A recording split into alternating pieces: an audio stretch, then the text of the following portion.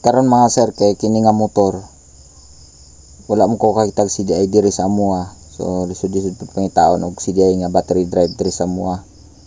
So nakita na ko ni nga CDI na ani sa mga gamit ni sa mga Rusi. Pero wala po available nga CDI mga sir. Kasagara man gud ang baligya pang TMX.